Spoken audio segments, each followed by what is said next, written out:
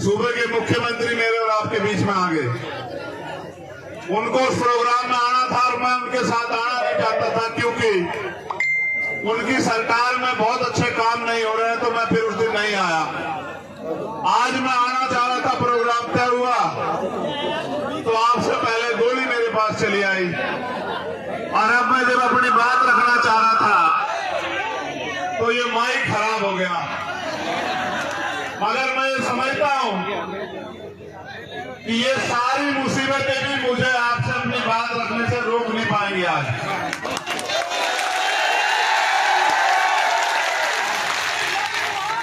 देखो, आज भरतपुर आने के कई कारण हैं। पहला कारण ये है, ऐसे समय में भी जब मैं असवस्थ था और मुझे मना भी किया गया कि आपको जाना नहीं, और तमाम तरह की विरोधियों द्वारा भी मेरे खिलाफ षड्यंत्र किए जा रहे हैं, फिर आज मेरे कंधों पे जिम्मेदारी थी कि मैं यहाँ आपके बीच आऊं, और मैं अपनी एक मिनट भी अब किसी को कुछ कहने में खराब नहीं करना चाहता। मैं आपसे बात करना चाहता हूं। उसका एकमात्र कारण ये है कि आप अपनी मेहनत की खून पसीने कमाई लगा के यहाँ काम छोड़ के आए, और आप यहाँ से मेरी बात को सुनकर ना जाओ और उस पर अमल ना करो, तो इससे आपके जीवन में कुछ नहीं बदलने का और मेरा भी कुछ भला नहीं होने का। क्योंकि पहली जो सबसे ज्यादा जरूरी बात थी यहाँ आने की, वो ये है कि मैं जब भी राजस्थान आया किसी भी अन्याय के खिलाफ लड़ने के लिए, राजस्थान के साथियों ने पलके बिछा के मेरा स्वागत किया, मुझे हिम्मत दी, मुझे ताकत दी, मेरी रक्षा सुरक्षा की। देखो, आप लोग खतरे से वाकिफ हो। मैं आपको घटना भी बता देता हूं, फिर मैं आपसे काम की बात करूंगा।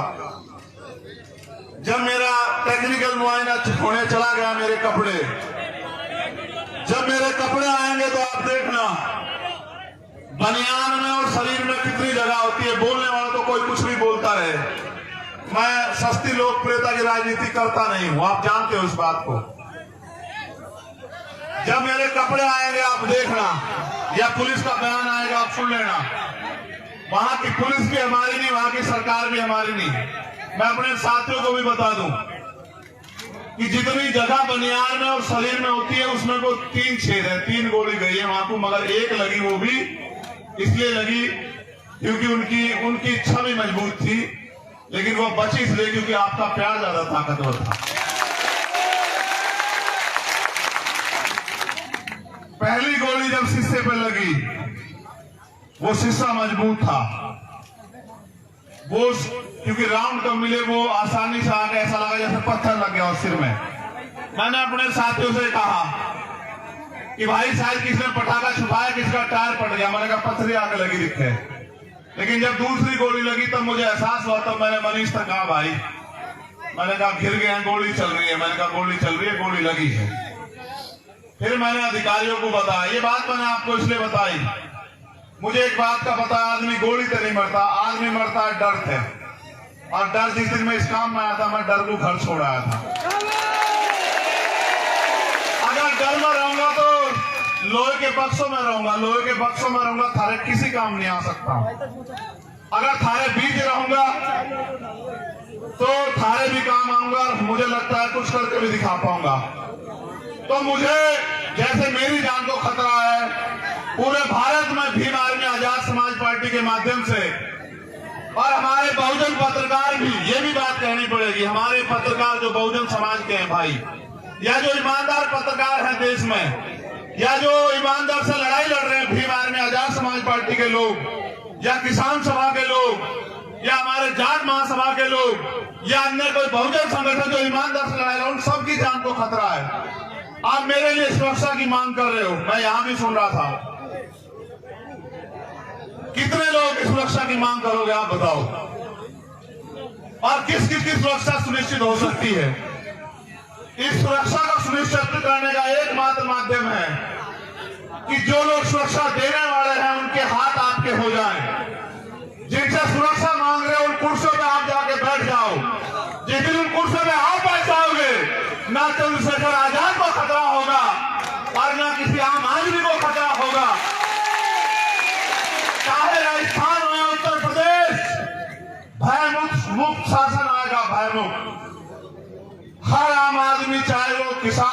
कामगार हो, मजदूर हो, कोई बहन हो, कोई बिटिया हो, कोई बच्ची हो, कोई बुजुर्ग हो, जब ऐसे लोग कुर्सी में बैठेंगे जो सबकी सुरक्षा चाहते होंगे, जिनका लक्ष्य होगा कि हर कमजोर को बुनियादी सुविधाएं, अधिकार, स्वाभिमान सम्मान की जिंदगी मिले, इंसानियत बनी रहे, तब जाके व्यवस्था बदलेगी, वरना आप नहीं कर पाओगे इतने लोगों की सुरक्षा।